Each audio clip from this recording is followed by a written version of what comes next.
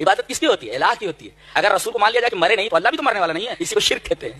اللہ اکبر. یہ نکتہ حضرت صدیق اکبر نے بتایا, نہیں تو یہاں عبادت کے حوالے کی کوئی ضرورت ہی نہیں تھی. کہتے ہیں پھر اس کے بعد انہوں نے کیا کہتے ہیں؟ اب تم نہیں کہتے ہیں, اب ہم کہتے ہیں. ارے میاں مٹرو سدھر جاؤ, کہاں سے آتے ہو تم؟ قرآن اور آیت کی بات کر کے پڑھا بھی ہے. اٹھاؤ سورہ بقرہ آیت نمبر 154, کیا لکھا ہوا ہے؟ اور جو خدا کی راہ میں مارا جائے اسے مردہ نہ سمجھو بلکہ وہ زندہ ہے, لیکن تم نہیں سمجھتے. اٹھاؤ سورہ آل عمران, کیا لکھا ہوا ہے کہ جو خدا کی راہ میں مارے گئے ہیں انہیں مردہ نہ سمجھو بلکہ وہ زندہ خدا کی طرف سے رزق پاتے. یہ دیکھو ایسے شخص سے پنگا لے رہے ہیں کہ ان کے باپ دادے کا علم جہاں ختم ہوتا ہے, شیخ جلال الدین قاسمی حفظ اللہ کا علم وہاں شروع ہوتا ہے.